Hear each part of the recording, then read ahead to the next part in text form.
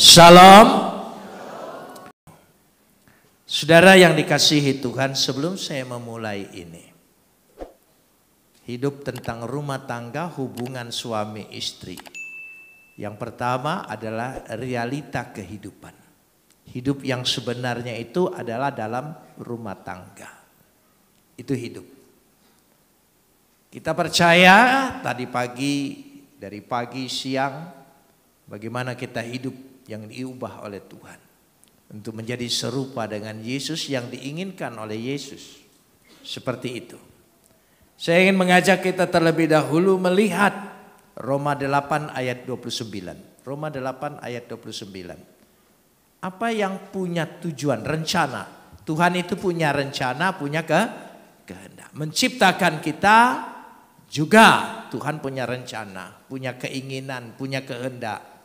Ya, karena itu kita harus sesuai dengan kehendaknya. Kalau tidak sesuai dengan kehendaknya, maka kita disebut dosa. Disebut dosa. Saya ke belakang dulu. Kata dosa itu macam-macam. Ada adekia. Adekia itu kejahatan. Asebia, kejahatan dalam hati. Kedurhakaan itu asebia. Parabasis, pelanggaran terhadap hukum-hukum Tuhan. Ya, perintah-perintah Tuhan itu parabasis. Tapi yang keempat, hamartia, tidak mencapai sasaran. Kalau tidak mencapai sasaran, artinya tidak sesuai dengan kehendak Tuhan. Dan itu dosa.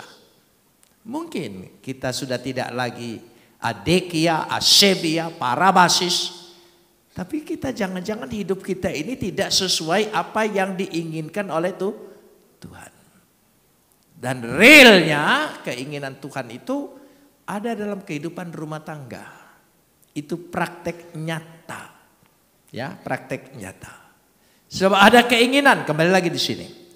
Sebab semua orang yang dipilihnya dari semula, mereka ditentukannya dari semula untuk menjadi, oh ini rencananya, menjadi apa?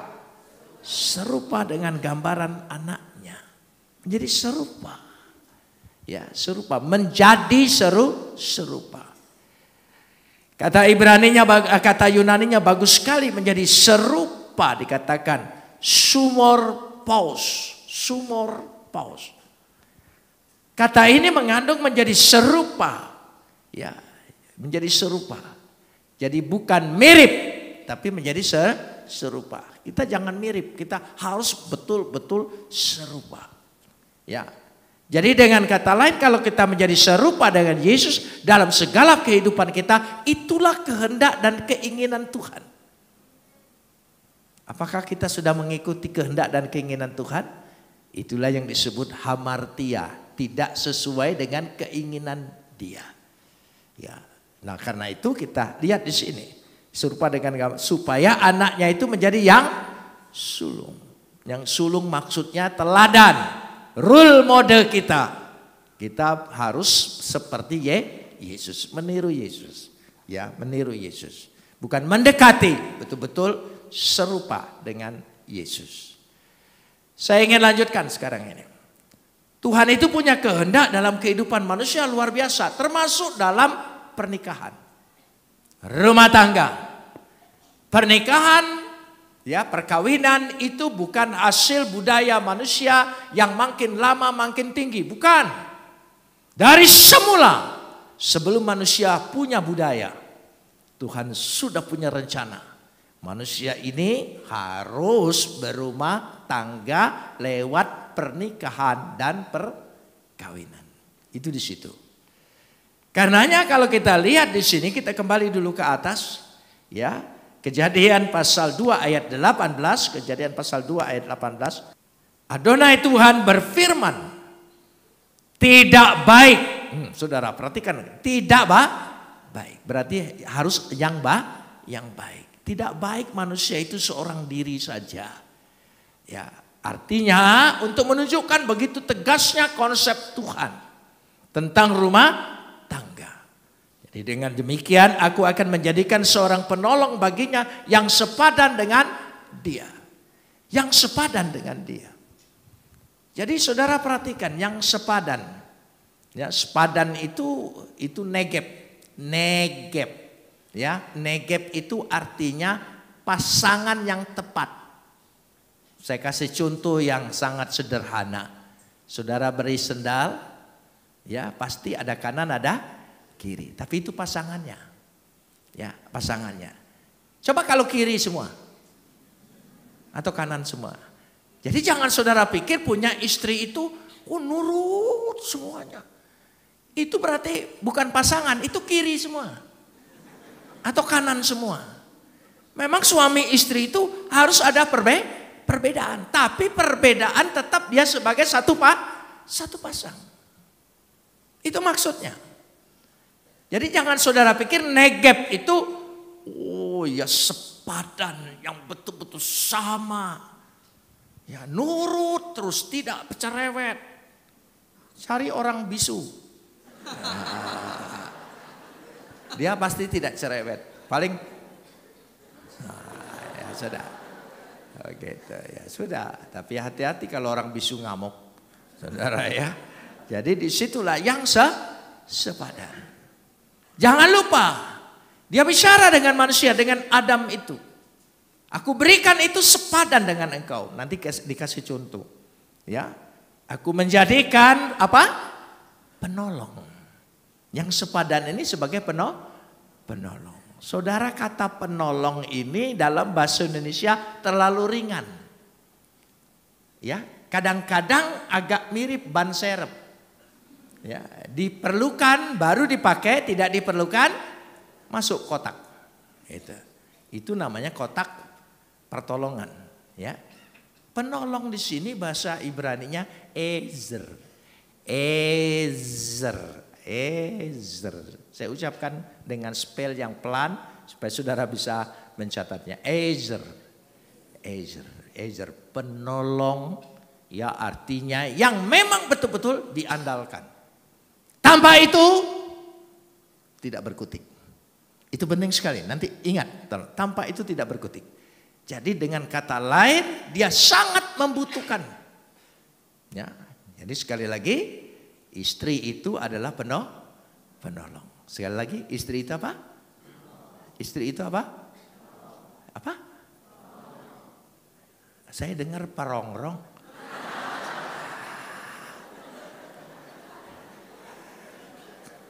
Loh, dia penolong bukan perongrong.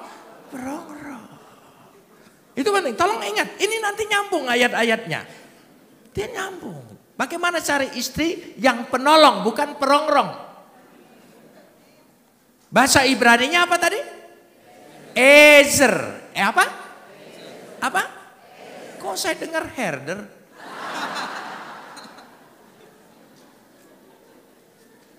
Ezer, bukan apa? Herder. Oh, banyak istri jadi herder. Lebih dahsyat lagi Doberman. Bahaya saudara ya. Istri itu Ezer itu penolong yang memang diandalkan. Sangat. Bukan hanya pada waktu diperlukan. Dari semula dia harus didampingi. Karena itu dia diambil dari tulang rusuk. Waktu diambil dari tulang rusuk berarti apa? Ada yang kurang. Nah, itu sambungannya di situ, ada yang kurang. Tapi kadang-kadang laki-laki merasa jagoan, merasa ambil keputusan sendiri, itu tidak perlu berbicara dengan istri, berunding dengan istri, apalagi urusan bisnis, kau tidak perlu tahu, apalagi kau rada bodoh.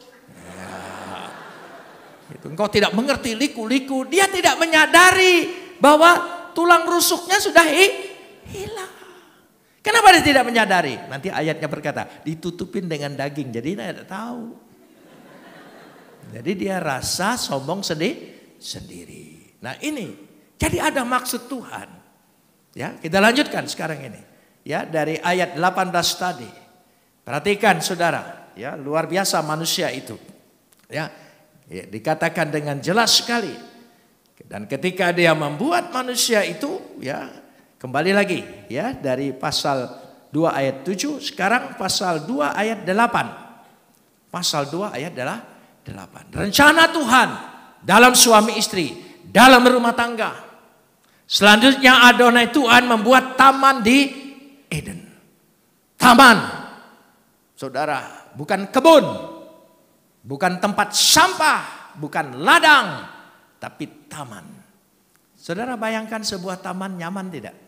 Oh, jadi Tuhan buat disitulah ditempatkannya manusia yang dibentuknya itu. Jadi Tuhan itu dalam merencanakan kehidupan suami istri, pernikahan itu rencananya sangat-sangat bahagia. Eden. Apa? Apa? Yang jelas. Kok saya dengar Edan? Saudara ya, kenapa Taman Eden berubah jadi taman?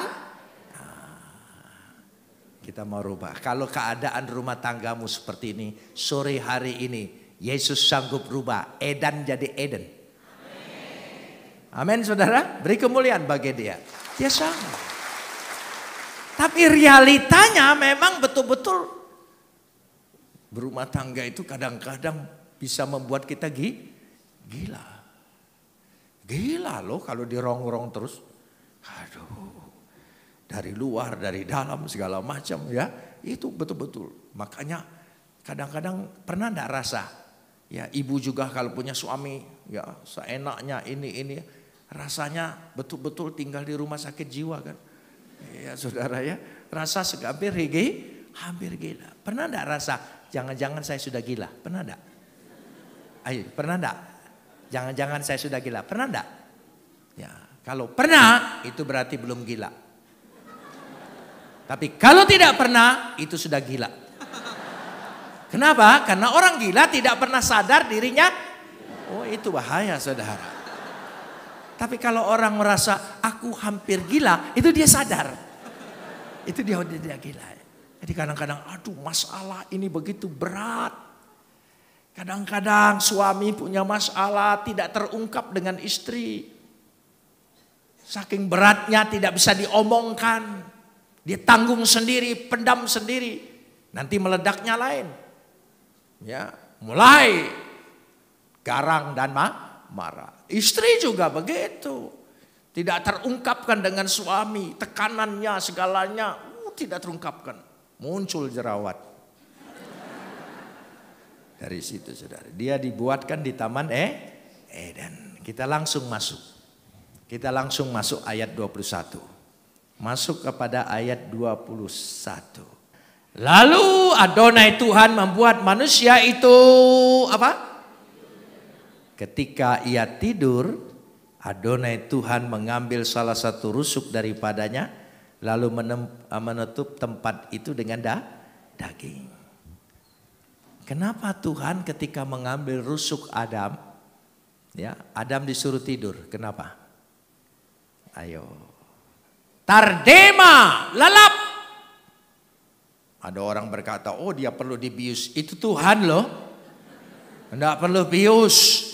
Tuhan sanggup ambil tanpa rasa sakit. Itu di sorga. Mana ada rasa sakit. Dia sanggup. Tapi kenapa Adam disuruh tidur? Pertama.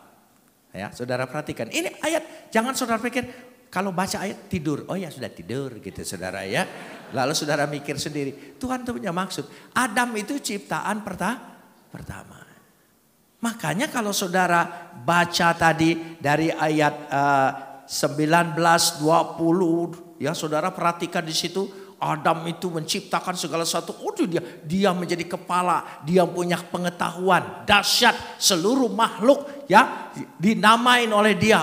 Waduh. Otaknya, memorinya dahsyat saudara. Ya, hebat kekuatannya. Coba bayangkan. Kita lihat dulu. Ya, kita lihat dulu di sini. Ayat yang ke-19. Lalu Adonai Tuhan membentuk dari segala binatang hutan, segala burung di udara. Dibawanyalah semuanya kepada manusia itu untuk melihat bagaimana, tolong sambung. Ia menamai, dan seperti nama yang diberikan manusia itu kepada tiap-tiap makhluk yang hidup, demikianlah nanti nama makhluk itu. Bayangkan, saya nama burung aja ndak semua tahu saudara ya. Gitu kadang-kadang, tapi lama-lama tahu kalau belajar terus. Tapi lupa, jangankan nama burung, Avengers saja tahu saya. Ya, dari cucu belajarnya. Oh, dia bilang ini Iron Man, ini Black Panther, ini Nebula. Oh tahu gitu. Jadi belajar dari dia. Nah Adam coba, sudah tahu semua, coba ayo jujur. Maha tahu, semua tahu, hebat kan Adam? Ciptaan pertama. Lalu nyusul ciptaan kedua. Ayo, apa yang dilakukan? Aku pasti tahu kan gitu. Siapakah kamu? Sengaja disuruh tidur supaya tidak tahu. Supaya Adam tidak berkuasa sewenang-wenang terhadap pasangannya. Wanita tetap menjadi sosok misterius. Misterius. Gak ngerti kita tentang wanita. Ayo suami-suami, berapa tahun engkau menikah? Engkau mengerti pas tentang istrimu? Gak ngerti. Saya 52 tahun menikah. Kadang-kadang masih tetap gak ngerti juga. Dulu kalau dia agak marah-marah, saya pikir sedang datang bulan. Sudah tua begini datang apa lagi saudara? Tetap menjadi sosok yang misterius. Untuk misterius itu kita perlu memahaminya, mempelajarinya, mendalaminya. Di situ hubungan suami istri. Ya, kita tidak merasa sok tahu. Karena itu disuruh tidur. Kau tidak boleh berkuasa. Kau tidak pernah harus merasa lebih tahu dari dia. Tidak. Kau tidur. Tidur nyenyak-nyenyak dia saudara ya. Jadi betul-betul tardema.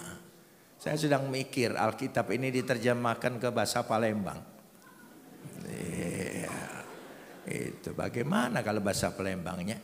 Itu. Tapi saya takut tidak serius dia kalau ditulis bahasa Palembang. Ya, agak ucak-ucak sedikit ya.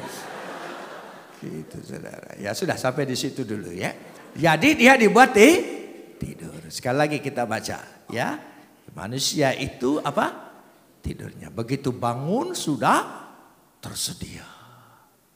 Saudara, wah luar biasa. Ajaib Tuhan menyediakan segala sesuatu. Bangun sudah punya pasangan. Bangun. Nah saudara, ini penting. Bapak-bapak, pemuda yang belum menikah, carilah istri yang membuat engkau tidur nyenyak. Jangan cari istri yang membuat engkau tidak bisa tidur.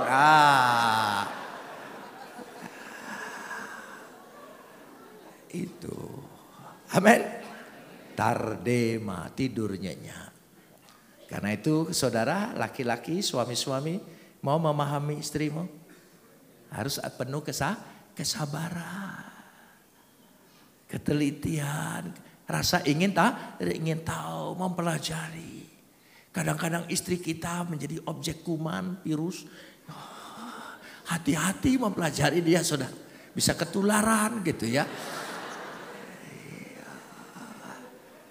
Kadang-kadang kita mempelajari dia sebagai harta karun. Kadang-kadang kita mempelajari dia seperti putri salju. Oh ya, yang tinggal di menara. Kadang-kadang, seninya luar biasa. Dan seni ini sampai mati baru tamat. Ya. Begitu mati aku ngerti siapa istriku. Ayo kan?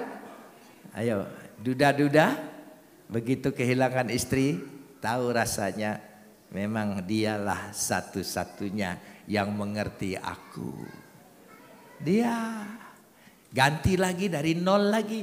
Belajar lagi capek loh saudara. Lebih baik menduda selamanya. Capek dari nol lagi. Yang ini aja udah capeknya luar biasa.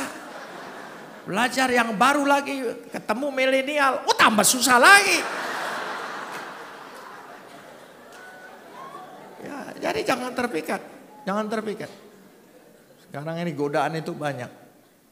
Kalau saya pergi ke mall, jalan-jalan gitu. Oh itu. Yang menjual itu nyapa saya. Udah tahu ya ini. Ya, tapi dipanggilnya apa? Koko.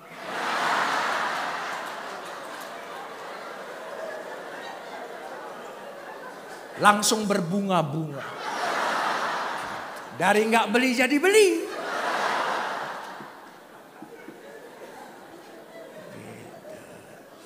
Koko.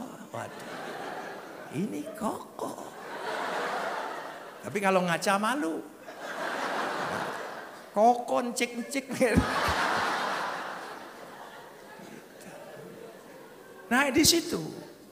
Jadi kita perlu mempelajari terus menerus. Saya kalau ke mall itu paling mesra dengan istri saya. Saya gandeng terus. Supaya dia tidak mampir kemana-mana.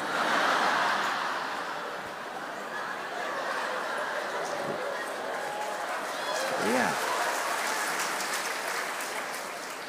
Itu trik suami. Kalau engkau mulai masuk mall, genggam tangan istrimu erat-erat.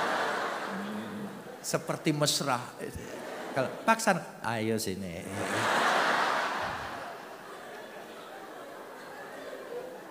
Nah, sudah sampai di situ dulu. Ya, dia dibuat tidurnya nyenyak. Lalu dikatakan sini, mari kita lihat ayat 22. Ayat 22. Dan dari rusuk yang diambil Adonai Tuhan dari manusia itu, tolong sambung. Apa? Nanti dulu. Dibangunnyalah.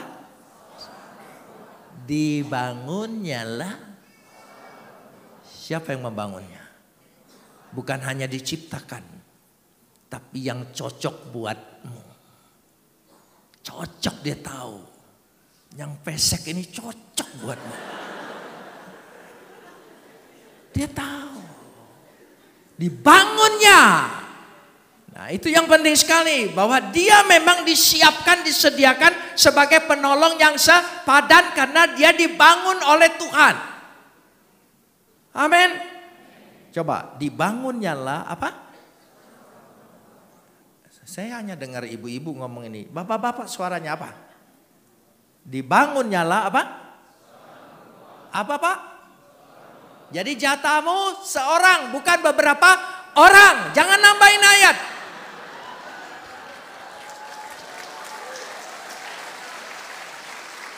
Jangan nambahin ayat kan? Seorang. Apa di situ tulis beberapa orang? Hana, Marta, Esther. Enggak saudara. Hana ya Hana, Esther ya Esther. Gitu. Lalu, mulai nyambung lagi saudara. Udah ngerti kan? Dibawanyalah seorang. Bapak-bapak, jatah kita berapa?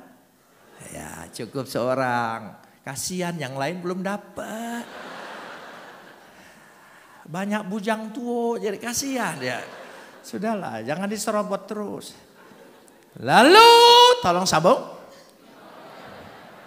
Lalu apa?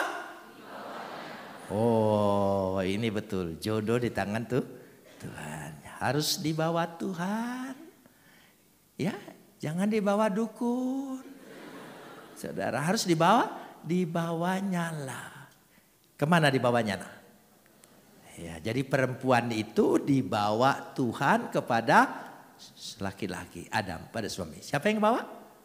Tuhan. Siapa yang bawa? Berarti mertuamu itu Tuhan. Ketika engkau menikah, engkau tanggung jawab dengan Tuhan. Tuhan yang bawa. Oh hati-hati loh. Dibawa oleh Tuhan. Makanya sampai hari ini tradisi gereja selalu orang tuanya bawa dia. Baru dipertemukan. Jadi ingat ya dibawanya. Nya huruf besar loh. Ya Tuhan yang bawa. Ya bapak-bapak. Jadi satu saat di hari nanti kita tanggung jawab. Gimana kau perlakukan perempuan ini. Oh. Berat. Belum lagi yang lain. Ini saja pasangan hidup kita. Dibawanya lah. Kalau tidak sanggup. jombloklah seumur hidup. Ya, itu. Daripada ya tanggung kecelakaan, ya maju ndak bisa, mundur ndak bisa, ya sana ndak bisa, ganti ndak bisa, kan jatahnya seorang tadi. Dibawanya lah kepada manusia itu. Tolong ingat, yang bawa jodoh kita adalah Tuhan, yang bawa pasangan kita adalah Tuhan. Jadi kita harus bertanggung jawab kepada. Kalau mertua mudah dikibuli, tapi Tuhan tidak bisa dikibuli. Dia tahu rasa sakit, dia tahu engkau menyakiti. Oh, dia tahu, maha tahu, sangat tahu. Ya, hati-hati, jangan pura-pura tidak tahu. Itu dia sangat tahu. Lanjut ayat 23. Ayat 23. Lalu berkatalah manusia itu, inilah dia apa? Tulang dari tulangku dan daging dari dagingku. Ia akan dinamain perempuan sebab ia diambil dari laki-laki. Ya, dia berkata, kenapa dia berkata tulang dari tulangku? Ya, tulang itu kekuatan. Tulang, bukan tulang dari Sumatera Utara, bukan saudara. Tulang itu kekuatan. Kekuatan dia. Coba perhatikan saudara, ya. Coba. Ya, tulang dari tulangku. Berarti tulang, kekuatan dia adalah kekuatanku. Aku harus kuat. Punya kekuatan yang bersama, punya pondasi yang bersama. Daging, perasaan. Perasaannya yang sama. Itu penting sekali. Ya, jadi apa yang kita rasakan, ya, yang dia rasakan kita turut merasakan. Itu penting. Jadi jangan ada alasan, ya, walaupun ada undang-undang yang baru, gitu, apa, memperkosa istrimu 5 tahun, selingkuh 6 bulan, iya, coba pilih mana yang enak. Selingkuh aja 6 bulan saudara ya. Maksa istri 5 tahun. Ya sudahlah, itu urusan dialah dari sana saudara ya. Jadi itu yang dinamakan satu perasaan. Dan ini sulit sekali. Kita sering mengandalkan perasaan kita sendiri. Kita ingin dihormati, ingin betul-betul dimengerti. Ya, enggak. Ini tanggung jawab kita. Jadi saudara pikir pernikahan itu mudah. Enggak. Berat, susah. Makanya saya setiap memberkati orang menikah, selesai pemberkatan salaman, saya tidak pernah mengucapkan selamat berbahagia. Tidak pernah. Selamat memasuki pertempuran yang sebenarnya. Iya, cinta itu hanya pemacu saja. Saudara, tapi yang selanjutnya di sana tanggung jawab. Berat, tanggung jawab lama, cinta sebentar. Itu cinta itu hanya PDKT aja, pendekatan. Ya itu, getaran-getaran itu sementara. Ya gitu. Waduh, berusaha sekali mau cium dia. Oh, cium sana, cium sini. Kalau sudah menikah lama, ciumnya, cium sana, cium sini. Jujur bapak-bapak, ada rasa apa? Enggak rasa apa-apa, hanya kewajiban saja. Ya, itu kan bapak-bapak. Ya, tolong ibu-ibu tutup telinganya, ini rahasia kami. Ya gitu. Ya, perasaannya beda. Jadi karena itu harus mengandalkan cinta, harus mengandalkan tanggung jawab. Karena itu, ya. Istri-istri cari calon suami, lihat dulu bukan cintanya, tapi apa? Tanggung jawabnya. Jangan mau ketipu. Kalau ada laki-laki bilang, "Dek, mau enggak kau dari nol?" Itu pasti penjaga pom bensin.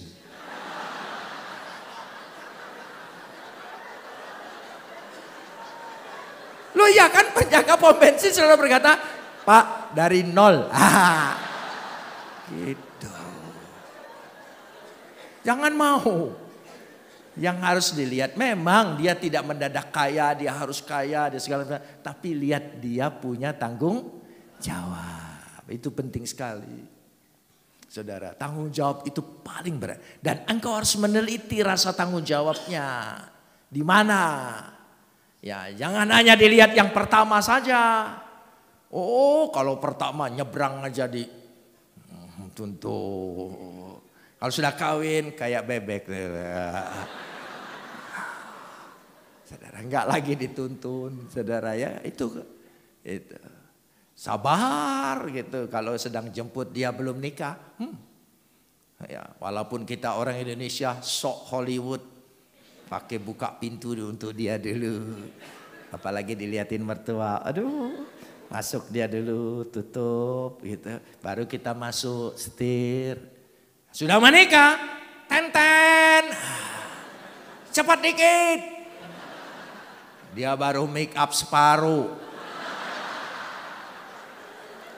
Sampai alat make upnya dibawa ke mobil. Makanya di mobil banyak wanita-wanita yang suaminya itu nggak ditutupin lagi pintunya. Waktu masuk itu sudah rada jalan tuh. Udah rada jalan. Kayak angkot aja deh saudara. Gitu, bayangkan. Ya. Di mana tanggung jawabnya? Gitu. Apa salahnya sih? Enggak terlambat beberapa menit sih. Ya, ini enggak langsung. Oh, ayo cepat dikit. Masuk. Langsung tutup pintu. Cepat sebab sedang jalan. Gitu. Padahal rok istrinya separuh masih di luar. Jadi saya lihat di mobil tuh banyak yang roknya kibar-kibar. Kasihan. Saudara, ini bukan bicara cinta, ini bicara tanggung jawab. Tanggung jawab. Itu penting sekali dan itu bisa dilihat.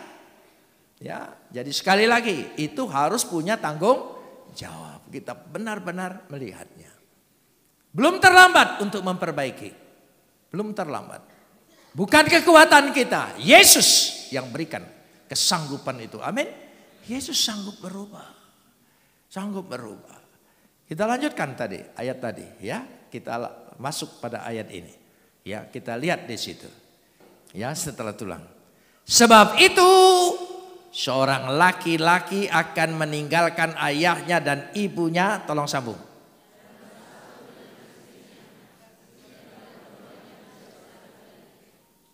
Jangan salah ngerti dengan ayat ini.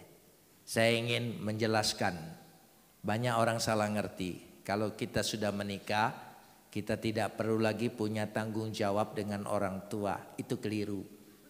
Yang dimaksudkan di sini bukan itu, meninggalkan di situ bukan berarti tidak memperdulikan, tidak memperhatikan. Artinya begini.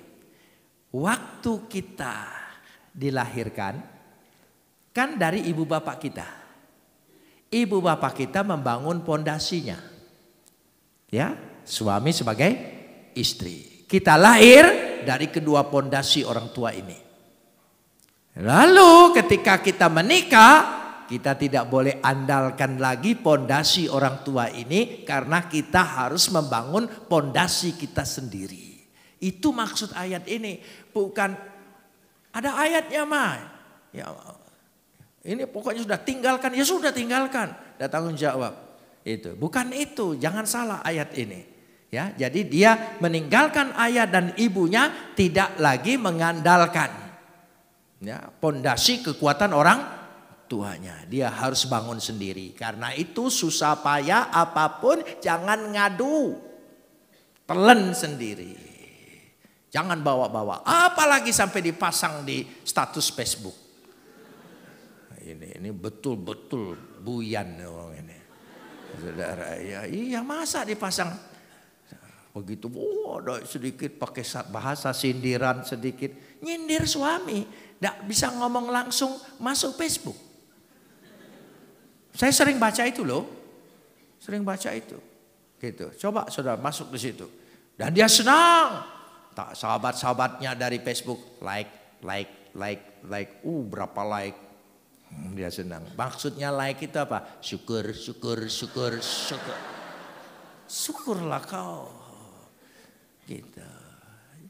Mulai sekarang jangan masukkan rumah tanggamu, urusanmu.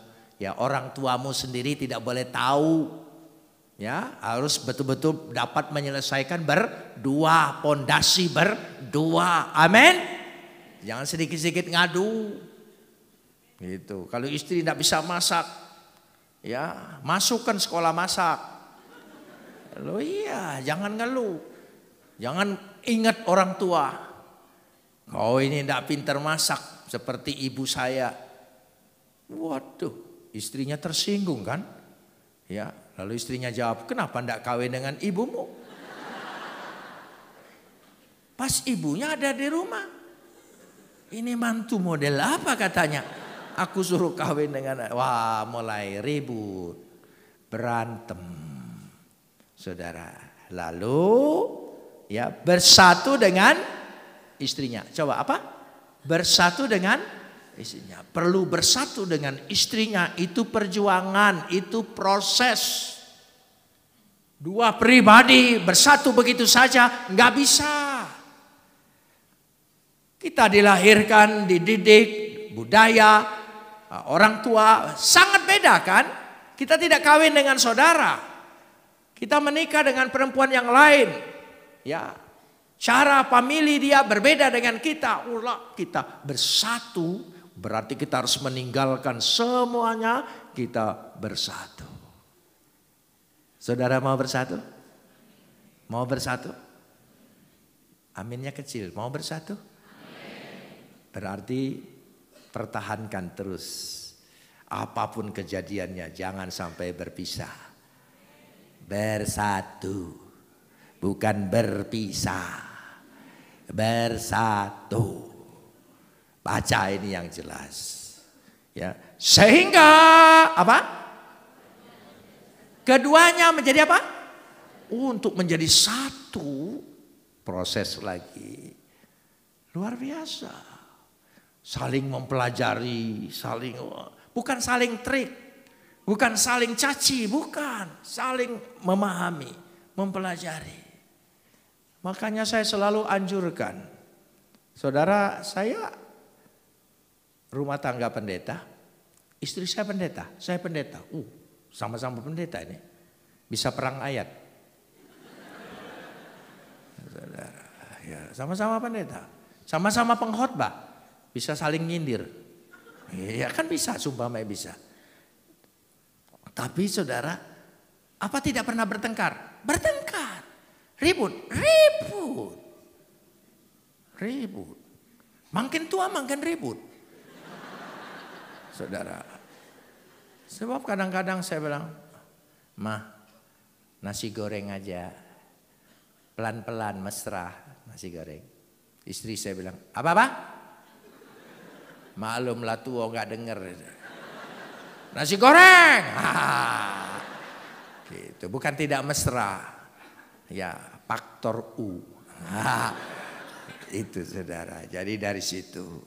Karena itu kalau bertengkar saya kasih 2 resep. Satu pertama, kalau bertengkar harus pakai judul. Pakai judul. Selamat kalau engkau pakai judul. Ya, pulang dari sini saya anjurkan beli papan tulis yang putih itu, whiteboard, beli spidol, taruh situ, ya kosong dulu. Kalau mulai ribut, tanya, "Pak, judulnya apa?" Gitu, mulai kasih judul. Ya, jangan keluar dari judul. Itu yang membuat sakit hati, perpecahan, dendam. Karena keluar dari judul. Kalau selagi dalam judul, oh selamat. Judulnya hari ini mah sayurmu keasinan. Oh, kenapa sayur asin? Buka YouTube, apa sebab asin? Menurut YouTube begini mah. Oh ya, asin karena garam. Kenapa garam asin? Gitu. Allah iya. Jangan keluar judul. Pokoknya putar-putar situ aja. Ya, saya percaya selamat. Selamat. Amin. Coba mulai malam hari ini. Ya, beli papan tulis. Bener-beneran ini. Beli. Ya, kasih judulnya. Jadi anak-anak kita lihat. Oh, judul hari ini ya Pak. Gitu. Jadi dia belajar kan nanti. Orang tuaku kalau bertengkar tidak pernah keluar dari judul. Oh, memang itulah pertengkaran orang yang akademis. Oh, luar biasa saudara. Yang kedua, atur jadwal. Pakai jadwal. Atur. Seminggu ada 7 hari kan? Ya, jadi Senin suami boleh marah, istri diam. Karena bukan waktumu. Biar suami ngoceh terus, jangan dijawab. Ya, nanti Selasa istri, suami diam. Nah, giliran Selasa suami diam aja, aku hari Rabu kok. Ya, gitu. Jadi pakai jadwal. Jadi kalau panas sama panas, bertengkar sama bertengkar, kalau pakai jadwal tidak waktu bersamaan, aman. Aman. Senin suami, Selasa istri. Rabu suami, Kamis istri. Jumat suami, Sabtu istri. Sabtu paling repot, anak kumpul semua kan. Gitu, jadi suami. Tinggal sisa hari Minggu. Serahkan pendeta marah-marah. Kalian berdua dengar, duduk ya. Dia lagi marah-marah tuh Pak Sabta. Saudara ya, itu jatah pendeta. Jadi saya gunakan betul jatah ini hari ini. Saudara, ya gitu. Jadi adil kan? 3 hari Minggu pendeta gereja. Itu. Amin saudara. Jadi pakai jadwal. Mulailah atur malam ini ngomong-ngomong. Gitu, atur-atur aja. Ngomong-ngomong sambil mau tidur. Pak Pendeta tadi ngomong kita harus pakai jadwal Pak. Supaya aman gitu. Pakai jadwal apa? Ya, pakai jadwal. Ya, aman pakai jadwal. Karena kita orang modern, milenial. Gitu ya, kita pakai jadwal. Selamat saudara. Selamat. Yang menyelamatkan rumah tangga, hubungan kita, harmonisnya tidak, ya itu kita. Kita harus punya usaha sendiri. Amin? Loh iya. Harus panggil yang mesra. Amin? Loh iya. Kan bukankah dulu waktu pacaran engkau harum sekali. Deodoran, parfum. Ya, enggak kebeli yang mahal, yang KW, tambahan. Iya saudara, pakai parfum itu kalau wanita itu, ya mestinya cukup seret, ini enggak, seret. Sampai ujung rok pun saya pikir siapa yang mau cium di situ ya. Maksudnya supaya kalau roknya berkibar, harumnya, gitu. Bagus sekali. Dia ini harum nian. Ya, terbayang harumnya dia itu. Tapi kalau sudah menikah, bau balsem. Minyak angin. Saudara, iya. Kalau belum menikah, penampilannya luar biasa. Sudah menikah, tidur di sebelah pakai masker. Suami bilang kuntilanak mana. Dia itu enggak mau ngomong aja. Aku menyambung lidah ngomongnya nih. Iya. Saudara, di rumah enggak ada rapinya. Ya, pasang yang bulet-bulet itu. Semua. Itu sampai kececeran kemana-mana saudara. Di kamar mandi ada, di dapur ada. Ada semua. Sampai ada semua saudara. Nah ini penting. Kita jangan buat celah kecil. Harmonisasi itu, ya romantis itu harus kita buat. Amin. Buat. Supaya suamimu, ya saudara dia tidak kepada yang lain karena engkau sudah lengkap segalanya. Nah, Kalau suami jalan, kan mata istri lebih awas. Kalau dia mulai lirik gitu. Ada yang pakai bikini, dia lirik gitu. Besok engkau beli bikini. Ya, pakai. Ya, biar nenek-nenek asal di rumah, pakai aja.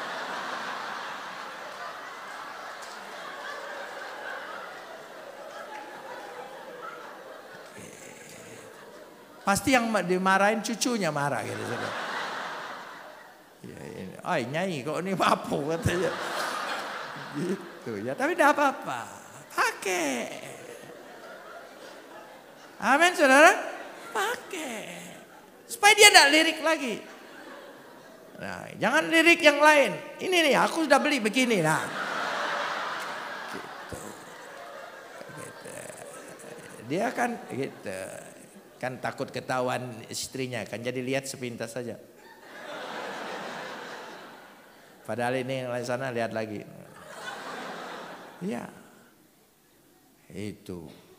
Saudara, di Jakarta ada sidang sinode. Dulu ini. Udah lama sekali. Waktu PRJ ada di Taman Ria di Monas. Belum pindah ke Kemayoran, belum pindah ke Kemayoran, masih di situ. Jadi satu hari sidang sinode pendeta-pendeta ini, ini pendeta-pendeta gereja yang sangat rohani. Ya, kasih waktu 1 malam buat relax di Taman Raya Jakarta, PRJ. Sudah lihat, jalan semua. Waktu jalan lihat pameran mobil kan. Yang namanya wanita pameran mobil itu paling seksi-seksi kan. Saudara, begitu lihat, darah Yesus. Ya, darah Yesus. Darah Yesus. Tapi lihat terus, darah Yesus. Kalau darah Yesus sekali lihat sudah. Ini darah Yesus. Darah Yesus, darah Yesus. Makanya jangan sok rohani, saudara. Ya lah, iya biasa-biasa aja lah. Segitu, iya sudah. Ya, pergi, ya kemana kita cari. Ini bikini cocok buat istriku, nah, gitu. Mah pakai yang ini mah, agak menerawang. Gitu. Kan di rumah sendiri. Apa-apa, asal jangan keluar. Kalau keluar masalah. Selagi dalam rumah tidak bermasalah.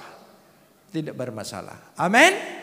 Ini saya kasih contoh bahwa harmonisasi itu kita sendiri yang mengusahakannya.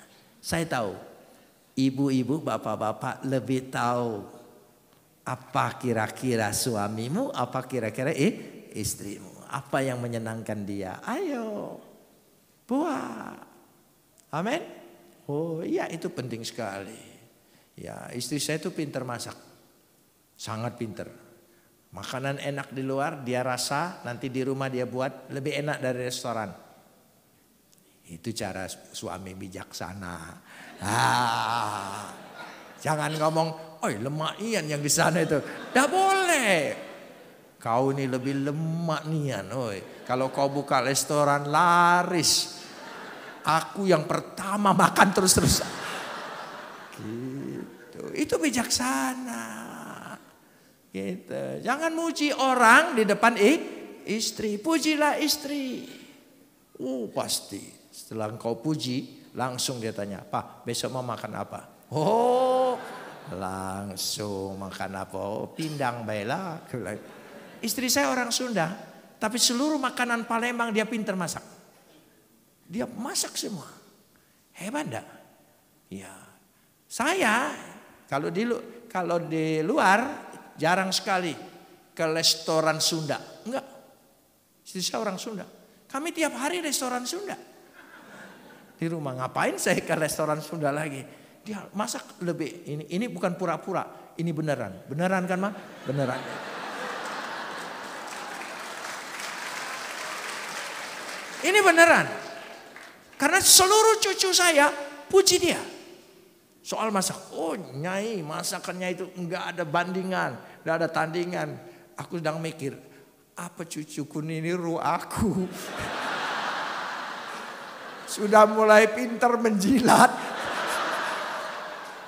Iya, saya tidak tahu itu saudara ya, saya tidak tahu. Tapi itu terus seperti itu. Nah ini, saya kasih contoh praktis. Rumah tangga itu tidak bisa teori, tidak bisa metode, tidak bisa rumus. Rumah tangga itu praktek sehari-hari. Amin, saudara. Real. Gak bisa rumus ini. Bapa, Anak, dan Roh Kudus, apa hubungannya? Saudara ya sudahlah, tidak usah dibuat Bapa, Anak, dan Roh Kudus. Ya itu jangan saudara pikir di situ ada jenis kelamin. Enggak. Bapa kami di sorga, saudara pikir Bapak itu punya jenis kelamin laki-laki. Saudara, nanti ada yang mau ganti. Ibu kami di sorga. Saudara, orang nggak ada jenis kelaminnya, hanya tata bahasanya. Ada maskulin, ada feminim, tata bahasa. Bukan menjelaskan jenis kelamin. Gitu. Jadi dikandung Roh Kudus, apa Roh Kudus perempuan? Saudara, karena kata kandung. Gitu. Jenis kelamin kata-kata itu jenis bahasanya feminim. Jenis kelaminnya tidak ada. Jadi dari situ. Nah, kembali lagi di situ letaknya. Kita lanjutkan sekarang ayat yang ke-25. Ayat 25. Ya, terakhir. Mereka keduanya telanjang, manusia dan istrinya, tetapi mereka tidak merasa malu. Mereka keduanya telanjang, tapi mereka tidak merasa malu. Kenapa demikian saudara? Karena dikatakan dengan nyata, ya, dia telanjang melihat dirinya sendiri. Kan dua menjadi satu. Saya ingin kasih contoh. Coba kita baca. Efesus 5 ayat 28. Efesus 5 ayat 8. Efesus 5 ayat 8. Demikianlah juga suami harus mengasihi istrinya sama seperti tubuhnya sendiri. Sama seperti tubuhnya sendiri. Di situ letaknya. Artinya telanjang di sini semua berpakaian kemuliaan Tuhan, kehormatan Tuhan. Amin. Pakaiannya itu. Nah, dia melihat dirinya sendiri, mengasihi tubuhnya sendiri. Siapa yang mengasihi istrinya, mengasihi dirinya sendiri. Jadi tidak ada egois. Kenapa demikian? Karena dua menjadi satu. Kalau saudara punya masalah malam hari ini, datang kepada Tuhan.